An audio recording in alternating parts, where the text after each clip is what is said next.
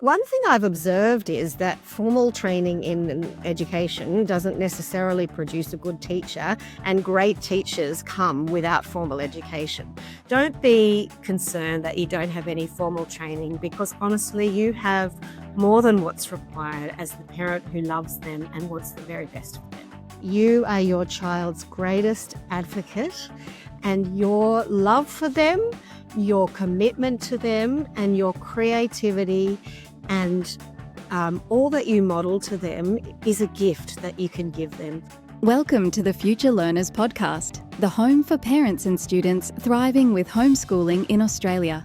Your hosts, Brett Campbell and Ellen Brown, are the co-founders of Euka Future Learning, Australia's largest online K-12 homeschooling provider.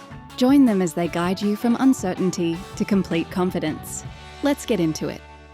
Welcome everyone. Today is an exciting day for us because we have an expert educator here. So Danielle has been, and I'll let Danielle tell us a little bit more about herself, but has been working in the field of education for many years. And the reason that I asked Danielle onto the podcast today is because one of the things that we always do as parents is say, oh, am I good enough?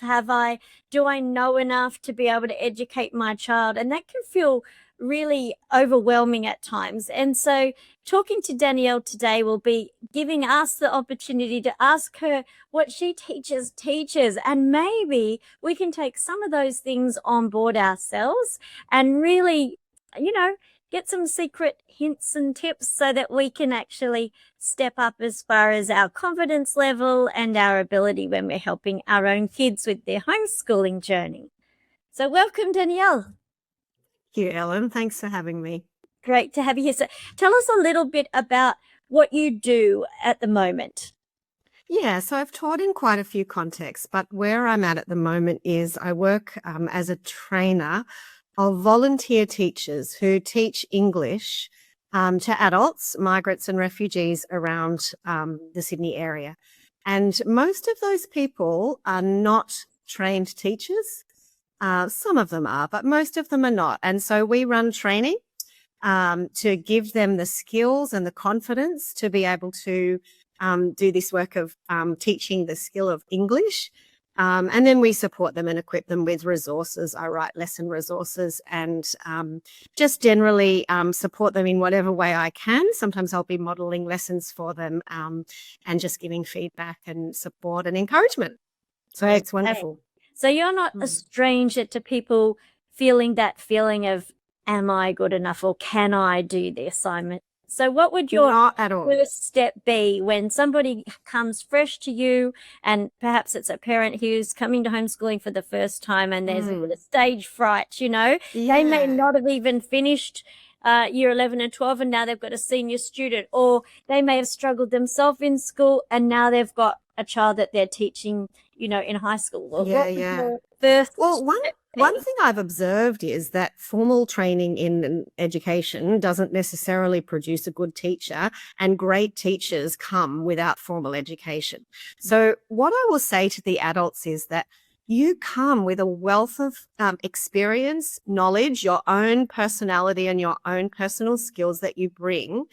And if you have ever learned anything in your life, then you bring the experience of that to the table when you're teaching, whether it's your own children or whether it's other people's children or adults. And so you have so much to offer.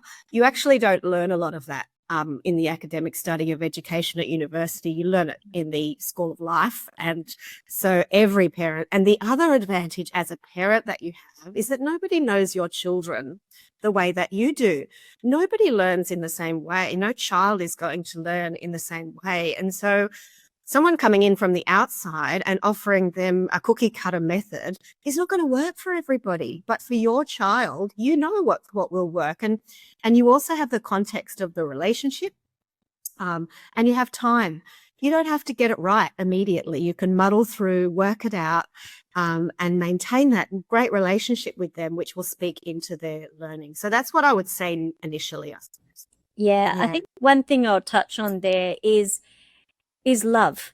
It's an interesting one. The difference it makes when the person that you're teaching feels loved and Of course. accepted.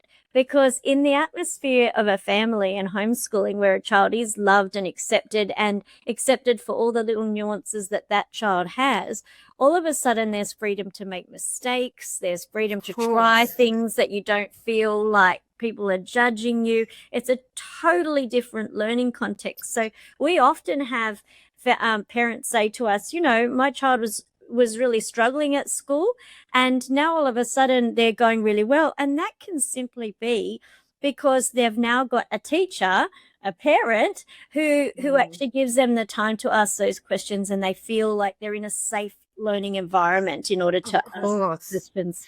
And that's no accident, actually, because all the research would say that people learn best when they're in an environment where the stress levels are lower, where they feel empowered, where they feel accepted, where there's an opportunity for them to be themselves, and when they can make mistakes. And I think a lot of learning happens in the struggle.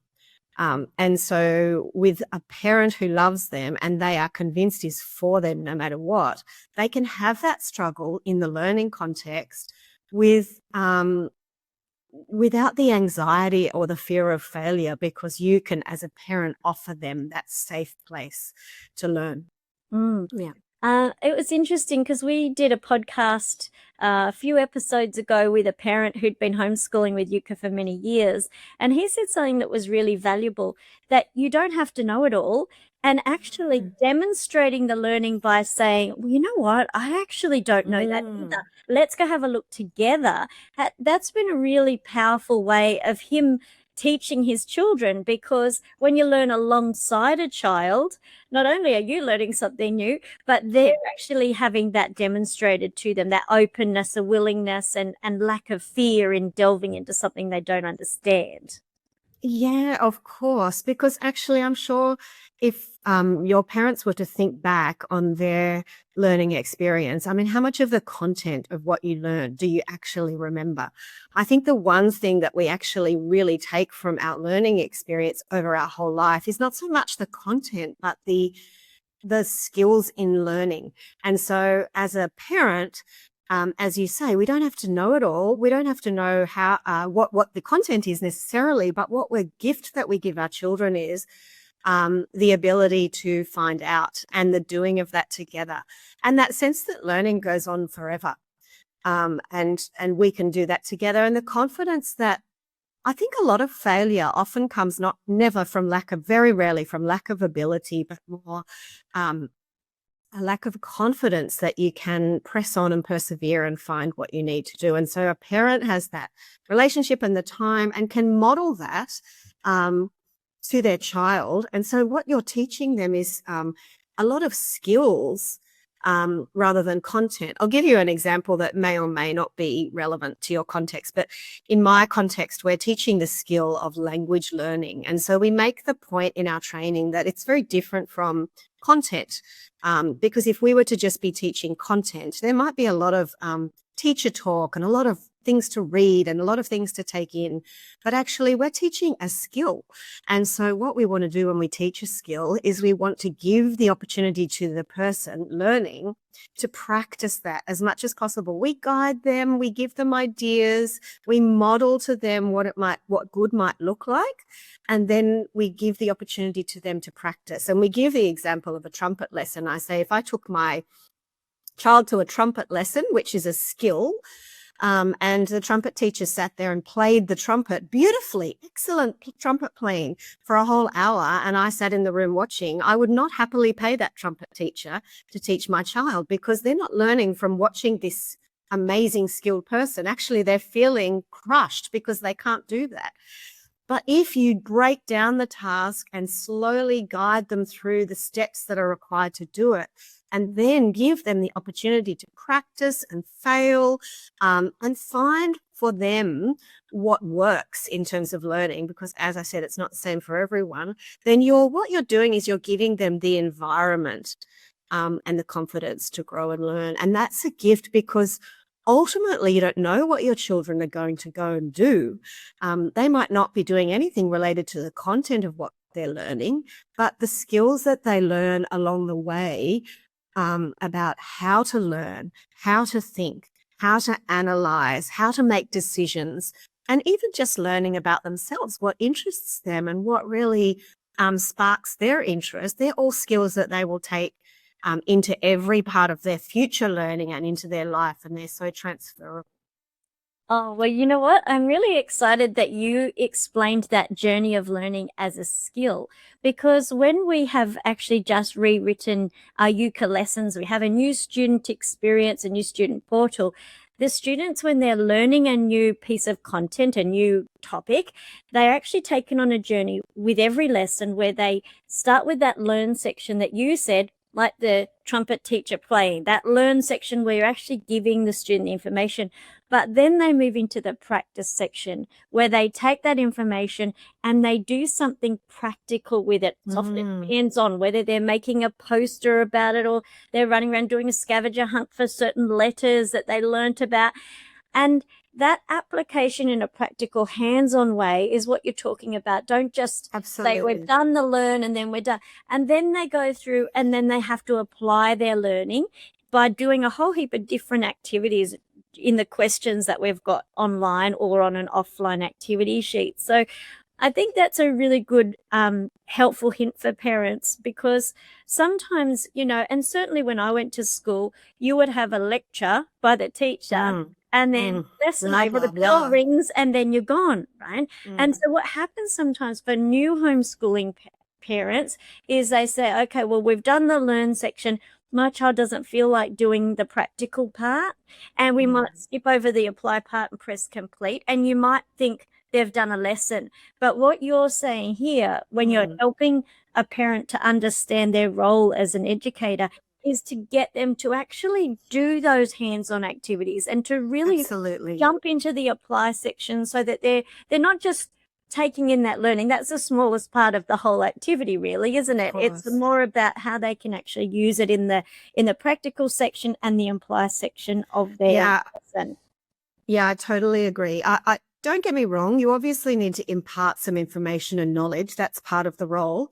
But if you don't do the practice and the application, it's very unlikely to stick. So if I was to say to you, this is how you cook a cake, and then I talked at you, for 15 minutes, you might glean some things. If I was to model, if you watched me cooking the cake, that would be better because you would see me doing it. That's good. You'd take on some more. If I then gave you the task of cooking the cake with me standing back and maybe being there as a support, but not doing it for you, you'll learn even more. And then if you take that cake recipe that you've just made following exactly what I've done, but you apply that, you're like, that's a chocolate cake, but I'd like to make mine a caramel. What could I do to this cake to make it fit what I want to make it? Then you've taken the learning another step. So you can see where the real learning happens. And every step of the way is important. But if you stop at any point, you're gonna miss out, I guess, on some extra learning that will really stick and be helpful. Because the application too is the point where they're learning to learn skills about learning that they can apply. You've learnt that now to make a cake, but if I want to teach you how to play soccer, same sort of trajectory, but you've got the same skills and way of learning. So yeah, definitely don't stop at the information. Honestly, the percentage of information that will be taken in from just listening to content is so minimal, although it is necessary as a starting point only. Yes, excellent. So we've got this new parent. They've now realized, okay, learning is going to be more than just giving that information in the learn section, that they really should get that apply section going on. What other hints or tips could you give that will help a parent in their journey of becoming their imparter of learning? We kind of call them more like a learning coach, where they come alongside instead of having to be a teacher. Yeah. Well, one of the things you touched on earlier is just being willing to fail. Like, we all know that in every part of life, even as adults, we're all works in progress and we fail. And one of the wonderful things about hopefully maturing is that you learn that failure is not the end, that there are things to be learnt from failure. So acknowledge your failures before your children, and model to them that it's okay to fail. That didn't work out, but that's okay. Let's think about why and let's work that out together. So that's a gift that you can give to them.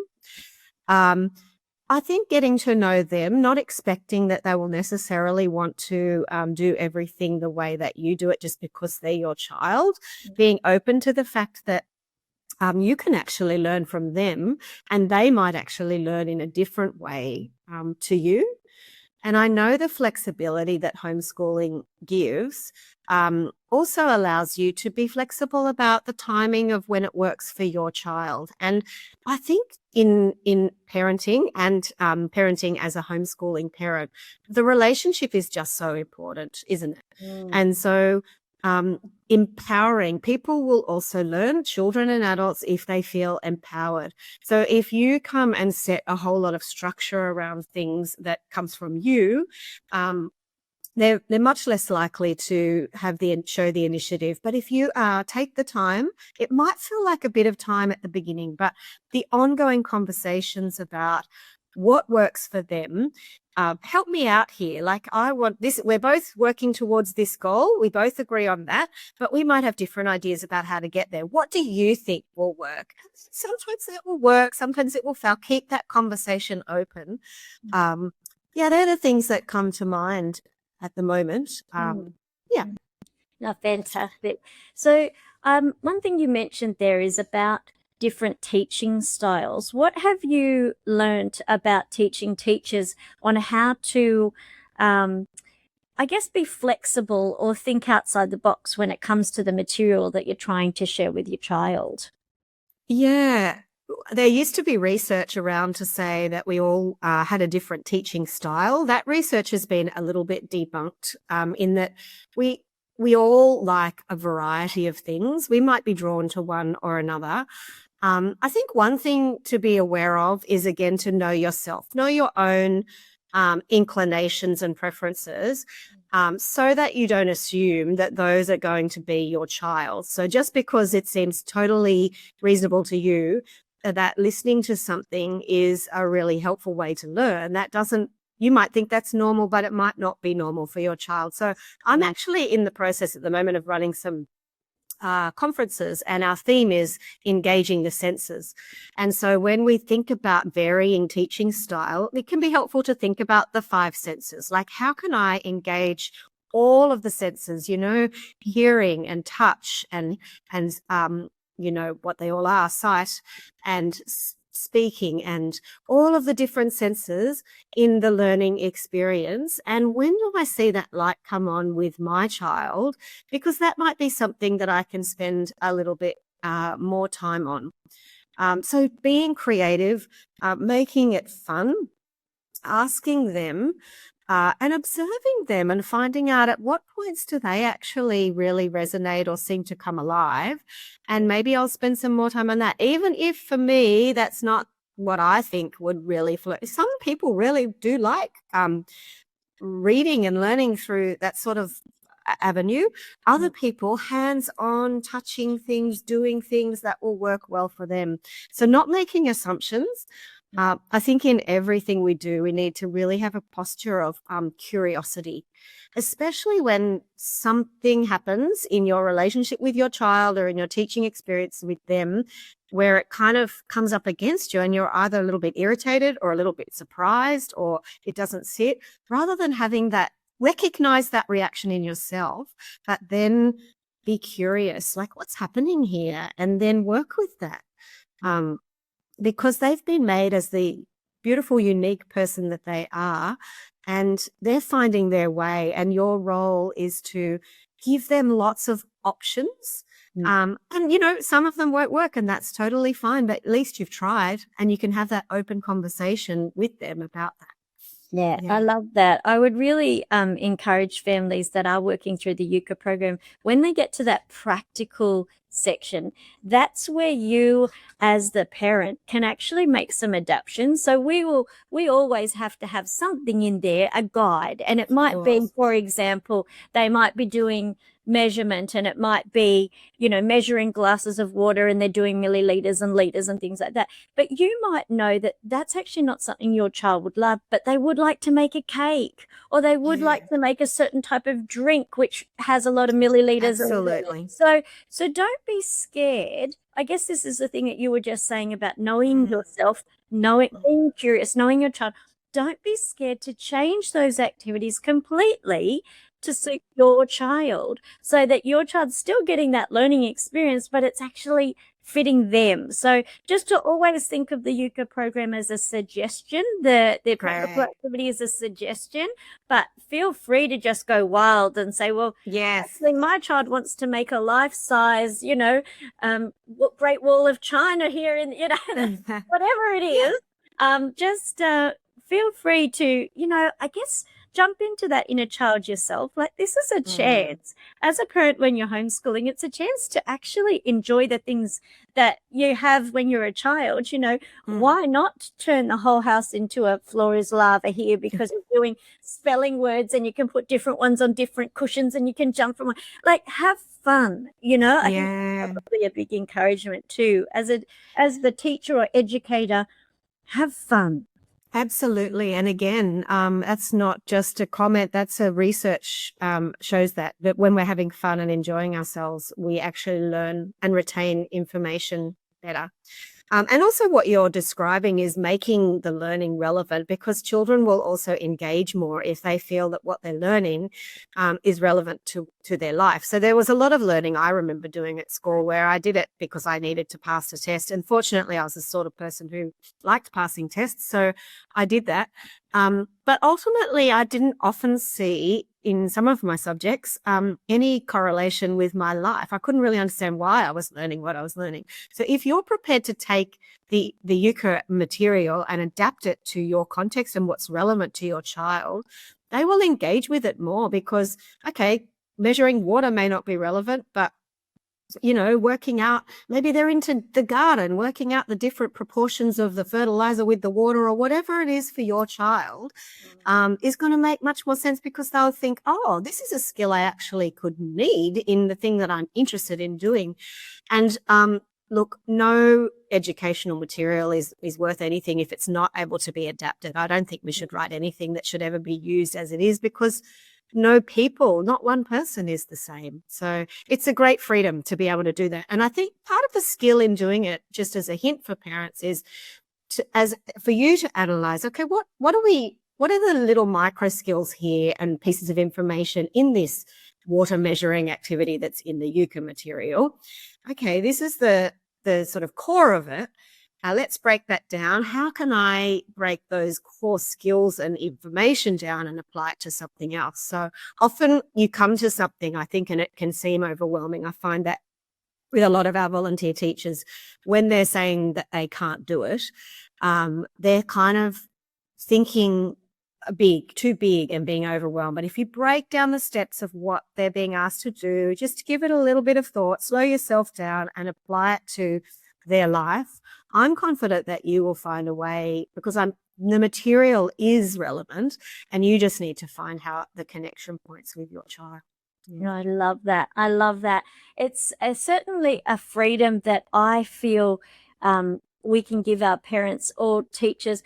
It's much easier to be free and adapt something when you have the thing to adapt. So when the Euka program is so structured and you know exactly what to teach in your English in every single day of the entire year, that then gives you the freedom to have the fun and say, okay, how will this work for my child? So, all right, well, we'll come to an end, but I want you to think about what you would leave. What would you like to share with the parents as a last final thought? I guess I want to say that you are your child's greatest advocate, and your love for them, your commitment to them, and your creativity and all that you model to them is a gift that you can give them. Don't be concerned that you don't have any formal training, because honestly, you have more than what's required as the parent who loves them and wants the very best for them. Love that. Thank you so much for your time, Danielle. I know you're busy with conferences and things at the moment. My but pleasure. we really appreciate all that insight. Thank you so much. Lovely to chat, Ellen.